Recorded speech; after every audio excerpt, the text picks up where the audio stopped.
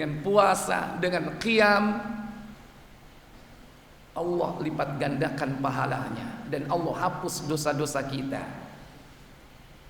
Wa fihi, kata Nabi sallallahu alaihi wasallam, lailatun, di dalamnya ada satu malam, khairun min alfi syahrin, yang malam itu lebih baik dari 1000 bulan. Nabi menutup hadis ini dengan kalimat, faman hurima khairaha faqad hurim. Siapa yang dihalang-halangi, siapa yang diharamkan memperoleh kebaikan bulan ini, sungguh dia telah diharamkan. Wal iyadu billah. Jangan kita termasuk kelompok yang diharamkan memperoleh kebaikan-kebaikan bulan ini. Inilah bulan yang penuh berkah.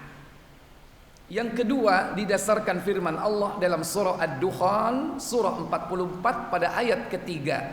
Allah Jalla wa'ala berfirman, Hamim, Hamim, wal kitabil mubin, demi Al-Quran yang menjelaskan, inna anzalnahu fi lailatin mubarakah, sesungguhnya kami telah menurunkan Al-Quran pada malam yang penuh berkah.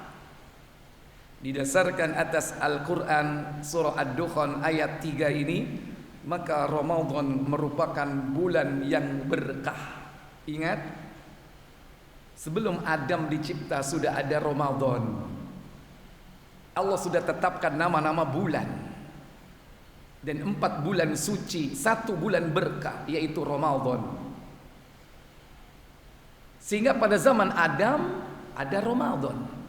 Di zaman Ibrahim ada Ramadan, zaman Nabi Musa, zaman Nabi Dawud, zaman Nabi Isa. Dan Ramadan pada tahun-tahun para nabi yang mendapatkan kitab samawi adalah malam diturunkannya kitab-kitab ilahiyah kepada mereka, para nabi penerimanya. Maka dalam Musnad Imam Ahmad riwayat Wasilah bin Al-Asqa, bahwa seluruh kitab-kitab ilahiyah diturunkan pada saat itu. Nabi SAW bersabda, hadis ini dinukil dalam tafsir Ibnu Katsir, yaitu dalam surah Al-Baqarah ayat 185. Nabi mengatakan, unzila suhufu Ibrahim fi awwali lailatin min Ramadan. Suhuf Ibrahim, lembaran-lembaran Ibrahim diturunkan pada awal malam bulan Ramadan. Jadi kalau besok tanggal 1 Ramadan, malam ini diturunkan suhuf Ibrahim kepada Nabi Ibrahim. Kapan? Di zaman Nabi Ibrahim. Dan malamnya disebut Lailatul Qadar. Wa unzilatit Taurat, diturunkan kitab Taurat lisittina madaina min Ramadan. Dan Taurat diturunkan kepada Nabi Musa pada malam ke-6 Ramadan. Kapan itu terjadi? Di bulan Ramadan zaman Nabi Musa. Tapi kita tidak tahu tahun keberapa.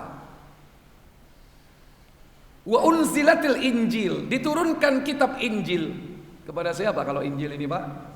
Nabi Isa. Kapan? Li 13 khalat min Ramadan, yaitu pada malam 13 bulan Ramadan. Dan yang terakhir apa kata Nabi? Wa anzalal Qur'an, dan diturunkan Al-Quran li 24 khalat min Ramadan, yaitu pada malam 24 Ramadan. Inilah hadis yang sahih yang menjelaskan tentang turunnya Al-Quran yang disebut dengan Lailatul Qadar. Ternyata Al-Quran itu diturunkan malam 24 Ramadan. Bapak ibu saudara-saudari sekalian yang dirahmati Allah, cuman bedanya kalau kitab-kitab ilahiyah, suhuf Ibrahim, kitab Taurat, kitab Zabur, kitab Injil diturunkan oleh Allah langsung sekaligus dari Lauhul Mahfuz kepada para nabi penerimanya langsung dalam satu kitab lengkap. Bedanya dengan Al-Quran, Al-Quran turun 2 tahap. Tahap pertama atau permulaan dari Lauhul Mahfud diturunkan ke Baitul Izzah. Di mana Baitul Izzah? Di langit dunia. Nah, turunnya dari Lauhul Mahfud ke Baitul Izzah sempurna, lengkap dalam satu kitab. Berapa juz? 30 juz. Berapa surat? 114 surat. Berapa ayat? Siapa yang tahu? 6.666. Itu salah. Siapa yang bisa jawab? Ada door prize-nya, Ustaz? Ada. Buka nanti ya.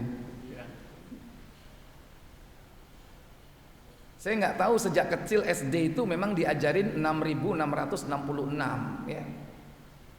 Padahal kalau saya teliti 666 itu lambang syaitan. Makanya kalungnya Avatar itu 666. Nggak merhatiin. Inti cuma lihat film doang, nggak merhatiin itu lambang syaitan 666. Nggak tahu, mungkin mirip-miripkan dengan itu. Kalau dalam tafsir Ibnu Katsir Muqaddimah, antum lihat di situ ada banyak riwayat, dan yang paling mendekati kebenaran jumlah ayat Al-Qur'an 6.236. Kalau nggak percaya nanti malam dihitung, Pak. Daripada ngitung dibaca, ngapain ngitung-ngitung ayat. 6.236, 114 surat, 6.236 ayat lengkap turun dari Lauhul Mahfud ke Baitul Izzah.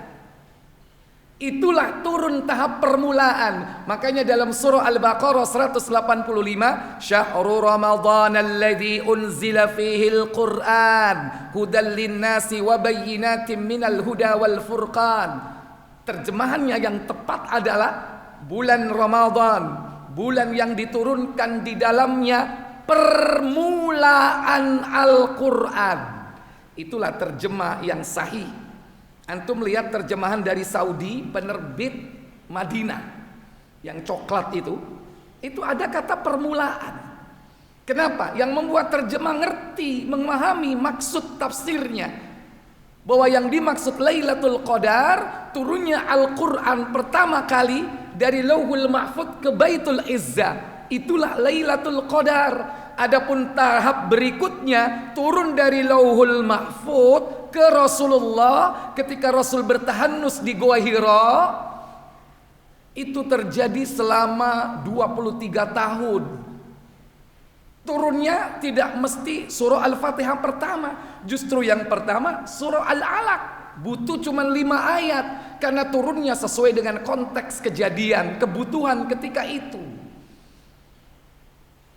Cuman 5 ayat saja. Setelah itu terjadi masa vakum, sekian bulan tidak turun ayat. Setelah itu baru turun ayat berikutnya. Apakah lanjutan dari surah Al-Alaq ayat 6 sampai 19? Tidak, ternyata turun surah Al-Mudaththir. Dan turun berangsur-angsur sesuai dengan konteks masalah dan kejadian. Bahkan terakhir justru Al-Maidah ayat ketiga. Dan turunnya itu tidak mesti Ramadan, kadang Zulhijjah, kadang Zulqa'dah, kadang Muharram, kadang bulan-bulan yang lain. Maka Lailatul Qadar yang dimaksud itu adalah turun permulaan dari Lauhul Mahfud ke Baitul Izzah, sempurna, lengkap dalam satu kitab yang sistematikanya ya seperti sekarang ini. Maka susunan Al-Quran sekarang ini sesuai dengan yang diturunkan di Baitul Izzah. Bukan buatan Utsman bin Affan menetapkan sistematikanya, tidak. Ikhwatal iman, para bapak saudara sekalian, maka Lailatul Qadar disebut dengan malam kemuliaan. Juga disebut malam yang penuh berkah. Sungguh pun Al-Quran sudah berhenti, wahyu terputus, tidak ada lagi kenabian. Bukan berarti Lailatul Qadar tidak ada. Lailatul Qadar tetap akan diturunkan setiap tahun oleh Allah, yaitu tanazzalul malaikatu warruhu fiha. Para malaikat turun pada saat itu membawa berkah. Sebagaimana diterangkan dalam Ibnu Katsir tafsir beliau, makna tanazzalul malaikatu warruhu fiha, pada malam itu turun keberkahan. Maka siapa saja yang melakukan ibadah pada saat itu diberkati umurnya, diberkati ibadahnya seperti beribadah selama 1000 bulan. Itulah keberkatan, tambahan az-ziyadah fil khair, dilipat gandakan pahalanya.